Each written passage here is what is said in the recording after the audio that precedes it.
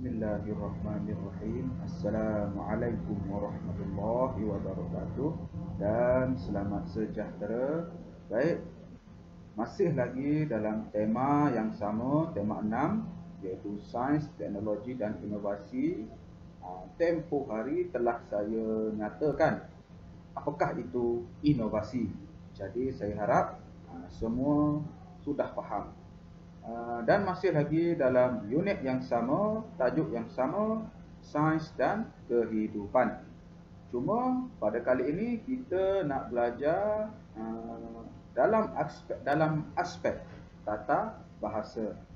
Apa benda yang kita nak belajar hari ini? Baik, pada akhir nanti, akhir sesi video ini, kamu perlu bina 3 ayat tunggal dengan perluasan subjek, dan kamu perlu bina 3 ayat tunggal dengan perluasan predikat. Apa dia ayat tunggal? Ayat tunggal ini telah kamu pelajari pada sewaktu kamu tahun 3 sudah belajar ayat tunggal, ayat majmuk. Tahun 4 pun sudah belajar ayat tunggal, ayat majmuk. Dan tahun 5 pun, awal tahun hari itu pun telah kamu belajar tentang ayat tunggal dan ayat majmuk. Jadi saya harap tidak perlu dihurai dengan lebih panjang, dihurai dengan lebih detail mengenai ayat tunggal ni. Subjek predikat pun sama, telah diajar kepada kamu seawal kamu tahun 3 sudah belajar.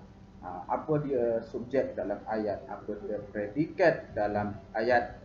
Jadi saya harap saya tidak perlu ulang dengan detail, dengan lanjut, dengan terperinci. Apa dia ayat tunggal, apa dia ayat majmuk, apa dia subjek, apa dia predikat. Jadi harap kamu ingat balik apa yang telah kamu belajar sebelum ini. Baik, terus ke muka surat 125, buku teks kamu, dan kamu dapat lihat ada satu teks bertajuk sains dan makanan. Sains dan makanan. Apa yang perlu kamu buat? Kamu boleh tengok arahan dalam kotak biru di sebelah kanan itu. Baca dan fahami teks berikut. Baca dan faham. Baik, setelah kamu baca dan faham, kamu tengok pada teks itu ada beberapa ayat yang berwarna biru, dan ada juga perkataan atau rangkai kata yang berwarna hijau, dan ada rangkai kata berwarna ungu. Nanti saya gariskan untuk kamu lebih nampak. Okay, ini contoh ayat yang berwarna biru, yang diwarnakan dengan warna biru. Ini contoh rangkai kata yang berwarna hijau, dan ini contoh rangkai kata yang berwarna ungu. Apa dia? Apa dia yang warna biru ni? Apa dia yang warna hijau ni? Apa dia yang warna ungu ni? Inilah yang kita nak bincangkan, nak belajar untuk sesi PDPR kita kali ini. Kamu ingat balik awal tadi telah saya bagi tahu kamu, kita akan belajar tentang ayat tunggal dengan perluasan subjek, dan ayat tunggal dengan perluasan predikat. Kalau kamu tengok ayat pertama ni, keluarga Farisha sedang menjamu selera. Ini contoh ayat tunggal. Tetapi ayat tunggal ini tidak menerima apa-apa perluasan subjek ataupun predikat. Ini ayat tunggal, ayat sebenarnya ni ayat dasar. Ayat dasar dengan ayat tunggal berbeza, ada perbezaannya. Ayat dasar mesti ayat tunggal, tetapi ayat tunggal tidak semestinya ayat dasar. Ini kamu akan pelajari dengan lebih terperinci bila sekolah dah buka nanti. Kalau saya nak terangkan dalam sesi kali ini, maka banyaklah episod ayat tunggal ni nanti. Jadi secara ringkas saya bagi tahu kamulah. Ayat pertama ni, keluarga Farisha sedang menjamu selera. Ini ayat dasar dan juga ayat tunggal. Ayat yang kedua, adik kecil manja tidak suka makan ulam. Adik kecil manja tidak suka makan ulam. Ini ayat tunggal dengan peluasan subjek. Kenapa dengan peluasan subjek? Baik, ingat balik. Dalam ayat mesti ada subjek, mesti ada predikat. Kalau kamu tengok dalam ayat ini, subjeknya ialah adik kecil manja. Predikatnya tidak suka makan ulam. Sebenarnya kalau tiada rangkai kata kecil manja ini pun ayat sudah lengkap. Ayat dah betul dah. Contoh, adik tidak suka makan ulam. Dia tak letak kecil manja ni. Adik tidak suka makan ulam. Ayat itu dah betul. Dah tepat. Tetapi berlaku penambahan subjek. Dia tambah adik kecil manja tidak suka makan ulam.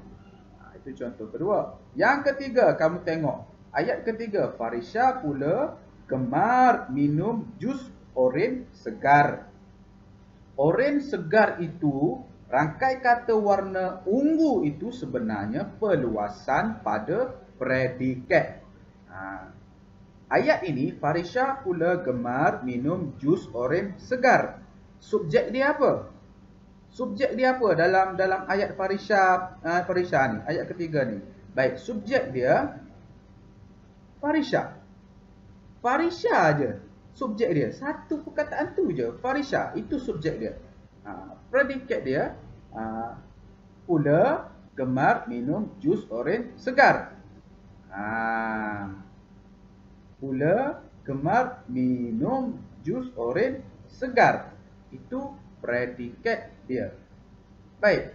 Sebenarnya tanpa oren segar tu pun ayat sudah lengkap. Ayat itu sudah betul. Farisha pula gemar minum jus. Noktah. Dah betul dah. Tapi dia tambah. Dia buat peluasan pada predikat. Dia tambah jus apa? Jus oren segar. Baik. Saya rasa kamu kurang jelas lagi. Kita akan tengok contoh-contoh lain selepas ini. Baik. Masih lagi muka surat 125. Dan kamu boleh tengok ada munsi cilik pada muka surat tersebut. Dalam kotak munsi cilik ni, dia ada bagi penerangan ringkas berkaitan ayat tunggal dengan peluasan subjek dan predikat.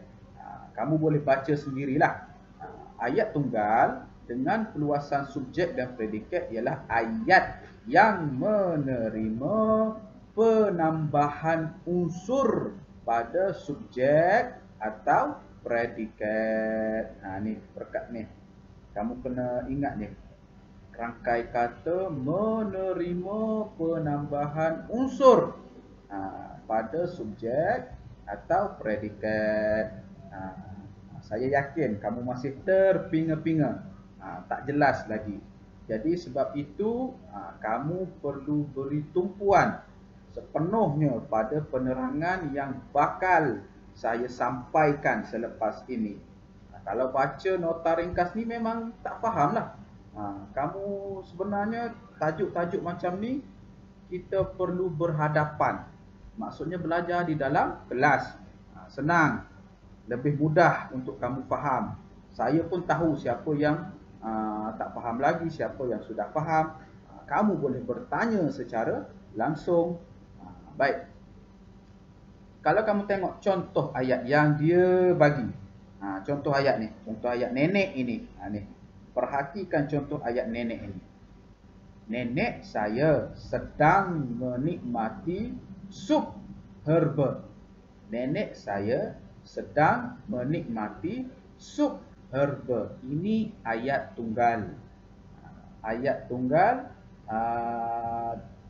tanpa perluasan subjek atau predikat. Tengok pula di bawah ini contoh perluasan. Ingat yang warna hijau ni penambahan pada subjek. Yang warna ungu ini penambahan pada predikat. Ingat tu. Baik. Tengok ayat dia. Nenek kesayangan saya sedang menikmati sup herba di dapur pada waktu pagi. Ini masih lagi ayat tunggal. Kita ingat balik apa yang telah kamu belajar. Apa beza ayat tunggal dan ayat majmuk? Baik. Ayat majmuk mesti ada lebih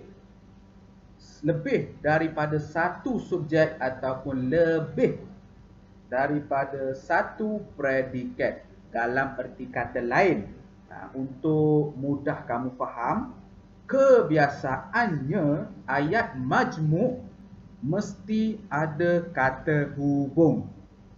Ayat majmuk mesti ada kata hubung. Apa itu kata hubung? Telah kita belajar. Ingat itu, ingat balik. Ayat majmuk mesti ada kata hubung. Kalau tiada kata hubung pada ayat itu, maka itu ayat tunggal. Sepanjang mana pun ayat itu, berapa banyak perkataan pun dalam ayat itu, kalau tiada kata hubung, maka itulah ayat tunggal. Ingat itu je. Baik. Kita terus lagi. Tengok contoh di bawah. Ini dia dah bagi contoh. Keluarga Farisha sedang menjamu selera. Kemudian dia kembangkan, dia tambahkan sesuatu pada subjek. Subjek ayat ini, keluarga Farisha ni subjek dia ni. Keluarga Farisha, itu je subjek dia. Sedang menjamu selera ini predikat. Saya harap kamu ingat baliklah apa subjek, apa predikat. Tak perlu saya ulang baliklah. Macam saya bagi tahu, kalau saya ulang dengan terperinci tentang subjek predikat ini, maka berjam-jamlah kamu menghadap saya di depan gadget kamu. Ataupun banyaklah episod tajuk kita hari ini. Jadi saya harap kamu betul-betul sudah tahu apa itu subjek, apa itu predikat. Baik, sambung. Kita tengok penambahan yang berlaku pada subjek. Keluarga bahagia Farisha. Kalau kamu tengok depan tu, tengok balik dekat keluarga Farisha, tiada perkataan bahagia, tapi dia tambah bahagia di sini. Dia tambah bahagia. Keluarga bahagia Farisha sedang menjamu selera. Masih lagi ayat tunggal. Kenapa ayat tunggal? Tiada kata hubung. Ataupun dia ada satu subjek dan satu sahaja predikat dalam ayat itu. Dia cuma tambah, dia kembangkan subjek itu, dia panjangkan subjek itu ataupun predikat. Tengok yang di bawah itu. Ayat yang sama. Keluarga Farisha sedang menjamu selera. Tengok di belakang.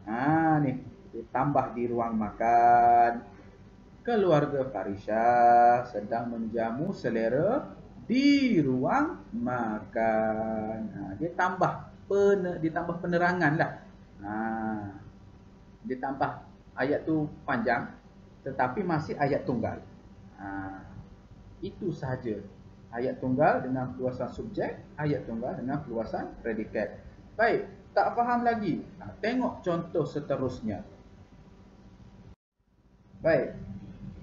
Ini merupakan contoh ayat tunggal dengan perluasan subjek.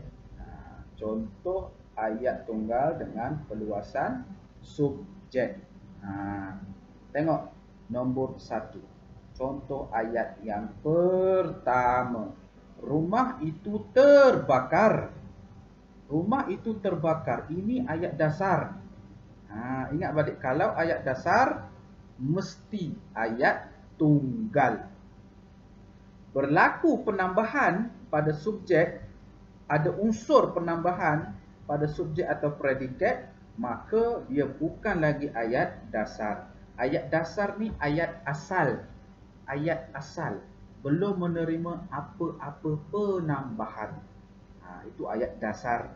Ayat tunggal, dia satu subjek, satu predikat.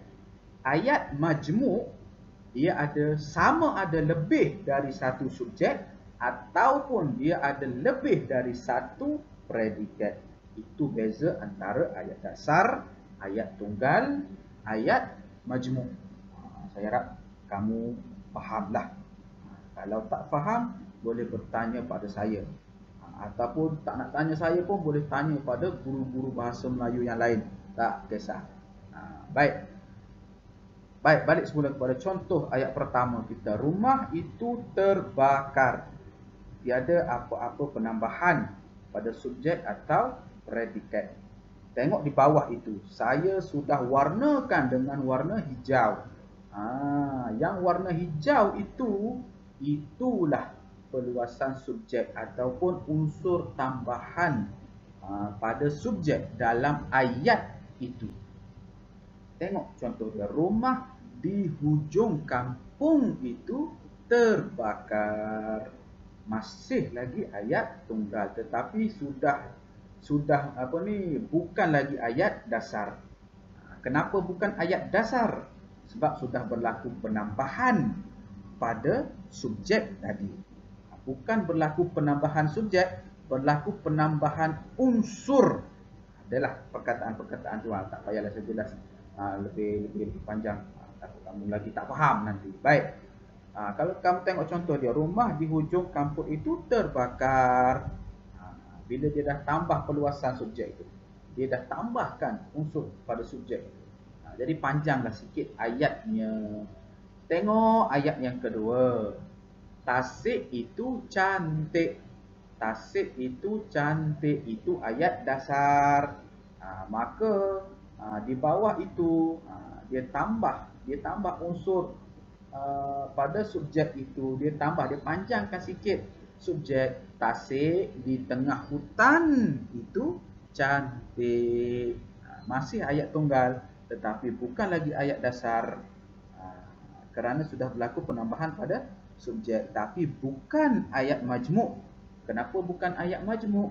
Sebab walaupun berlaku penambahan unsur pada subjek, dia berlaku penambahan unsur penerangan subjek, bukan tambah subjek baharu. Bukan dia tambah subjek yang baharu. Apa contoh subjek baharu? Okey, saya bagi contohlah. Tasik dan sungai itu cantik. Tasik dan itu kata hubung. Tasik dan sungai itu cantik. Itu sudah jadi ayat majmuk. Itu ada dua subjek, tasik dan sungai. Itulah contoh dua subjek. Okey, baik, balik semula kepada contoh ini. Tengok yang ketiga. Air suam ini bersih. Air suam ini bersih. Bila berlaku penambahan pada subjek, ada unsur penambahan perluasan subjek, air suam di dalam cawan itu bersih. Masih lagi ayat tunggal. Kalau ayat majmuk macam mana? Okey, kalau ayat majmuk macam ni. Air suam dan jus oren ini bersih. Air suam dan jus oren ini bersih. itu dua subjek. Bila dua subjek atau dua predikat, maka itu sudah menjadi ayat majmuk. Ayat majmuk. Saya harap kamu fahamlah. Bila berlaku penambahan pada subjek, ada lebih daripada satu subjek, ada lebih daripada satu predikat, maka itu ayat majmuk. Tolonglah ingat. Baik, kita tengok contoh seterusnya. Seterusnya, kita tengok contoh ayat tunggal dengan perluasan predikat. Contoh ayat tunggal dengan perluasan predikat. Kalau tadi perluasan subjek, ini perluasan predikat. Baik. Sama juga kamu tengok rangkai kata yang berwarna hijau. Saya telah warnakan rangkai kata itu. Itulah penambahan unsur pada predikat. Tengok contoh ayat pertama. Sudir gemar menyimpan baki wangnya. Sudir ni suka simpan baki duit dia. Tengok bila berlaku penambahan unsur penambahan pada predikat, ada unsur penambahan pada predikat, maka tengoklah itulah terjadilah contoh ayat di bawah dia tu. Sudir gemar menyimpan baki wangnya di dalam tabung. Dia tambah di dalam tabung tu je. Tapi masih lagi ayat tunggal. Kenapa ayat tunggal? Sebab masih lagi satu subjek, satu predikat. Jadi ayat tunggal. Dan tiada kata hubung pun dalam ayat ini. Itulah sebab dia ayat tunggal. Tetapi ada penambahan pada unsur predikatnya. Saya harap kamu faham. Tajuk ataupun benda yang kita belajar sesi kali ini agak bukan susah sebenarnya. Senang. Senang kalau kamu dah faham apa itu subjek, apa itu predikat. Kamu sudah faham ayat dasar, ayat tunggal, ayat majmuk. Kalau kamu faham benda-benda yang saya sebut tadi, insya-Allah apa yang kamu belajar kali ini kamu mudah faham. Baik, terus kepada contoh ayat kedua. Datuk membaca surat khabar. Ayat dia dah betul dah. Walaupun ringkas, ayat dia dah betul. Bila dia tambah sesuatu pada predikat, maka Datuk membaca surat khabar di ruang tamu rumahnya. Masih lagi ayat tunggal. Macam mana kalau ayat majmuk? Kalau ayat majmuk, Datuk membaca surat khabar sambil mendengar radio di ruang tamu rumahnya. Sambil mendengar radio. Itu berlaku penambahan pada predikat.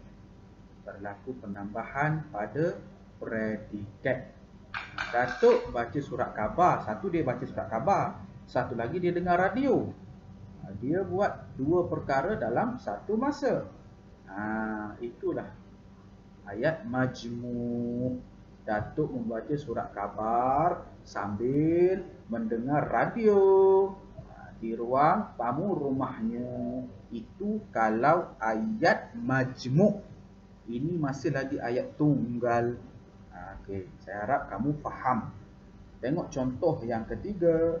Jamil sedang tidur. 3 patah perkataan sahaja. Lengkap ayat itu. Itu ayat dasar tu. Bila berlaku penambahan pada predikat, Jamil sedang tidur di dalam bilik tidurnya. Jamil sedang tidur di dalam bilik tidurnya. Jadilah ayat tunggal dengan perluasan predikat. Saya harap kamu faham. Untuk lebih faham, untuk lebih jelas, kamu boleh bina 3 ayat tunggal dengan perluasan predikat. Sama dengan sebelum tadi. Sebelum kita bincang pasal perluasan predikat ini. Untuk mengukuhkan pemahaman kamu tentang tajuk ayat tunggal dengan perluasan subjek predikat ini, kamu cuba bina 3 ayat tunggal dengan perluasan subjek dan 3 ayat tunggal dengan perluasan predikat untuk kamu lebih faham, untuk kamu lebih jelas. Saya harap kamu fahamlah. Agak panjang penerangan pada sesi kali ini. Jadi saya harap kamu betul-betul sudah faham. Sekian saja untuk sesi kita, perjumpaan kita kali ini. Saya harap kamu faham apa yang kita telah belajar kali ini. Kalau ada apa-apa masalah, boleh bertanya pada saya. Kalau tak nak tanya saya, boleh tanya pada cikgu bahasa Melayu yang lain.